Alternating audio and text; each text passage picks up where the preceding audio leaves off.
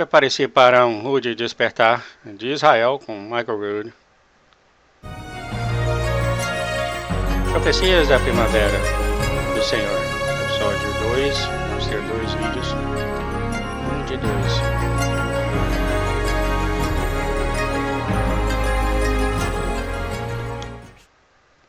Shalom. Eu sou Mike Rood e estou no Parque Arqueológico de Opel, em Jerusalém.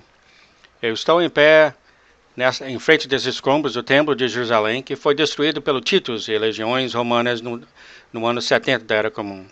O monte do templo foi destruído de qualquer vestígio do templo do Senhor, e com a destruição dos edifícios, todos os ensaios que faziam parte da festa do Senhor acabou. As sombras das imagens proféticas de boas coisas que viriam, que faziam parte da vida diária dos sacerdotes, foram levados em um fim abrupto quando os filhos levitas de Shadok foram matados e tirados desse topo da montanha. Desde então, tradições foram desenvolvidas pelo povo judeu que substituíram os ensaios existentes que faziam antes parte integrante da festa do Senhor. As práticas que foram definidas através das revelações divinas de Moisés e rei Davi foram substituídas por tradições que poderiam ser praticadas nos lares e sinagogas do povo judeu. Essas tradições nos ajudam a lembrar essas práticas que antes faziam parte do serviço do templo sagrado. Sem essas tradições, os detalhes dessas práticas das festas do Senhor seriam para sempre perdidos. Sem que estes oráculos vivos de Deus, que foram dados aos judeus, e as tradições que lhes faziam lembrar, muito do Novo Testamento seria incompreensível para a igreja cristã ocidental. Sem essa compreensão do serviço do templo, que era parte da vida do apóstolo Paulo, muito do que ele escreveu cairia em ouvidos surdos, ouvidos que não seriam capazes de entender coisas que estavam quase extintas durante os últimos 2000 anos. Sem uma compreensão da festa do Senhor, a fundação da profecia bíblica permaneceram enterradas sob os escombros do templo. Junte a nós nos estúdios onde esta apresentação multimídia sobre as profecias das festas do Senhor foram gravadas perante os estudantes de profecias bíblicas criados pelo Clube Profético.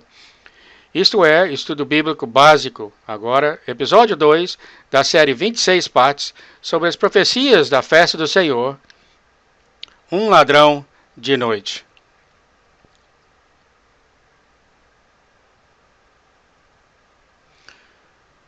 João e Johanna eram crentes judeus do primeiro século do Messias judaico. E é em seu evangelho, no seu registro, que ele fala que não escreveu tudo o que poderia ou deveria ter escrito. Senão o mundo não seria capaz de conter todos os livros das coisas de Jesus de Nazaré. Mas isso eu tenho escrito para que você possa saber que Yeshua de Nazaré é o Messias e o único Filho de Deus, e que crendo terás vida em seu nome. Como pode um discípulo judaico do Messias provar na sua cultura, no seu povo, que Yeshua era o Messias ou é o Messias? Como que ele pode fazer isso? De todas as coisas que podia e deveria ter sido escrito, o mundo não seria capaz de conter os pergaminhos. O que é que ele escolhe e o que ele usa para provar que ele era o Messias? João mostrou como Jesus de Nazaré cumpriu as festas da primavera do Senhor exatamente da mesma maneira que ela tinha sido praticada anos após anos, séculos após séculos, por mais de 1000 anos, e que cada uma dessas festas são sombras de imagens proféticas que foram requisitados. Israel foi obrigado a ir para Jerusalém para essas festas em toda a celebração, e cada uma dessas festas havia uma expectativa de que este poderia ser o momento em que o Messias seria revelado. Então, todas as vezes que viemos para a festa, era como uma expectativa que era este ano, talvez seria esse ano.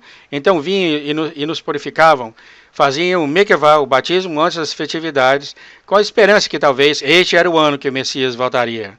E vemos que o Evangelho de João mostra detalhes de como o Yeshua de Nazaré cumpriu com todos os detalhes da festa da primavera, do mesmo jeito que ela foi celebrada por milhares de anos. O Evangelho de João realmente não pode ser entendido de uma perspectiva ocidental ou gentia. Isso é completamente removido da festa do Senhor, porque a menos que você entenda a festa, entenda o que está acontecendo, então, quando lemos, nós não realmente entendemos os cumprimentos das imagens proféticas. Então, hoje nós vamos entrar nessas coisas e haverá uma explosão em sua mente. há uma perspectiva que você mudará para sempre. Você vai sair daqui uma pessoa diferente, pensando diferente. E não tem nada que você pode fazer a respeito. Porque quando os rios começam a unir em sua mente e virar um rio grande, você vai mudar a sua vida para sempre. Você sairá daqui e terá um outro entendimento das Escrituras e como elas são aplicadas na vida. Vamos que o mesmo escritor João, perto do fim de sua vida, em seguida, quando ele escreveu o livro de Apocalipse, que gosto de chamar o Evangelho do Apocalipse, Evangelho significa boas notícias, e aqueles que olham para a frente, para a vinda do Messias, para governar e reinar como um rei conquistador, como um filho de Davi, isso é boas notícias para aqueles que esperam a sua volta. E vemos no livro de Apocalipse que o mesmo escritor João detalha como a festa de outono do Senhor são cumpridas, no exato momento, no exato dia, do mesmo jeito que elas foram celebradas por milhares e milhares de anos. Vemos também que nos evangelhos, Yeshua, o Messias, como ele ensina e ele interpreta as festas de outono. Porque o que aconteceu é de 40 anos após o enterro, morte e ressurreição do Messias, isso foi no templo, que o templo foi destruído. O sacerdote, de fato, cessou naquele momento e todas as celebrações pararam. Então, o que aconteceu entre os judeus, enquanto foram viver ao redor da terra e espalhados ao longo de 3 continentes diferentes, então o que aconteceu foi que eles criaram lembranças dessas práticas para lembrar a forma de como elas costumavam ser em Israel, da maneira de como as celebrações aconteceriam. Então essas coisas ainda existem e vemos de como o Messias interpretou as festas do outono e da primavera, como vemos no livro de Apocalipse, vemos como as festas serão cumpridas. Novamente, o livro de Apocalipse não pode ser entendido se estamos completamente tirados de nossas heranças, das festas do Senhor e de todos os nossos conhecimentos. São festivais e festas pagãs, se não tirarmos de nossa cabeça. Então, o que vamos fazer é nos divorciar ou separar de nós todas as festas e tradições pagãs do Deus, do Sol associado. Tiraremos isso de nossa cabeça. E isso é uma coisa tão emocionante para mim, assim como eu vou viajando e ensinando a grande maioria daqueles a quem estou falando sobre, são crentes, gentios do Messias judeus. Isso é realmente quem poderia imaginar isso. Há quase 2000 anos, perto do dia de Pentecostes, no dia de Shavuot, quando o Espírito Santo foi derramado, muitos cristãos olham para isso como o começo da igreja. Desse dia, na casa de Cornélios, nos quais foram os crentes gentios e foram traduzidos para a fé, levados para a fé nos primeiros 15 anos. Não havia nenhum crente gentil no Messias naquela época, nenhum, nem sequer um.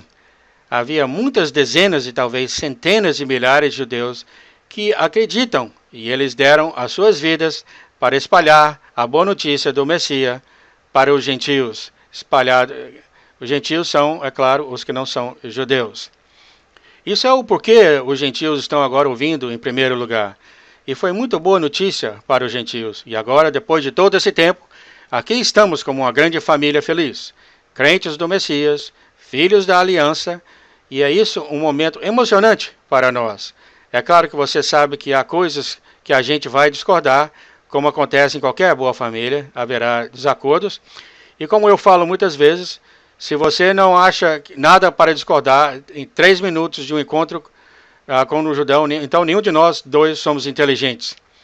Mas esse não é o nosso objetivo. Nosso objetivo é para ter um apoio, apoiar um ao outro, para que essas coisas sejam entendidas. Como é falado que se 2 judeus em um quarto, você terá pelo menos 3 opiniões. E tem certas coisas nas palavras de Deus que simplesmente não são apenas bastante claras, não são bem claras para que possamos ter um consenso. Há sempre algo de que você pode se diferenciar nessas opiniões.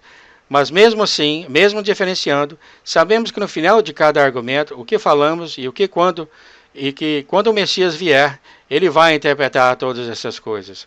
Quando o Messias vier, ele vai interpretar a Torá. Ele vai interpretar as palavras e vamos compreender tudo. Nós, nos evangelhos, nós vemos isso na realidade. Vemos o Messias interpretando as celebrações, como ele interpretou o Torá para as doutrinas e os mandamentos, as regras religiosas e regulamentos dos homens que estão colocadas sobre as pessoas, a fim de manipular e controlar e fazer o que os líderes religiosos querem que eles façam. O Messias veio e ele jogou tudo no chão. Ele arrancou das autoridades as doutrinas e mandamentos que os homens criaram e exporam o coração da Torá. E isso é a parte de que nós poderemos ver enquanto olhamos isso na festa da primavera do Senhor. A fim de fazer isso, porém, eu gostaria de ir para o primeiro de Tessalonicenses, capítulo 5. Lemos que o rabino Shaul, ou Paulo, comumente conhecido como apóstolo Paulo, mas é claro, Paulo era um rabino hebreu, um rabino judeu. Ele era um professor da Torá, e ao longo de suas cartas, ele está constantemente citando a Torá.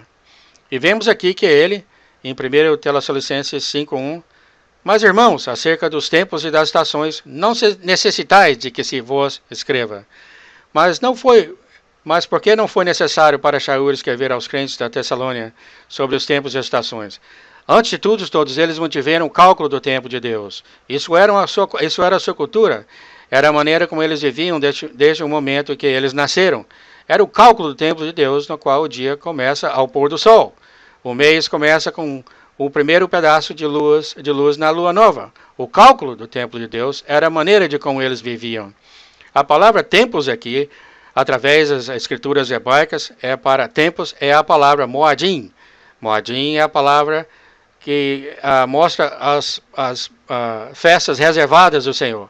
Sombra de imagens proféticas de boas coisas vindouras.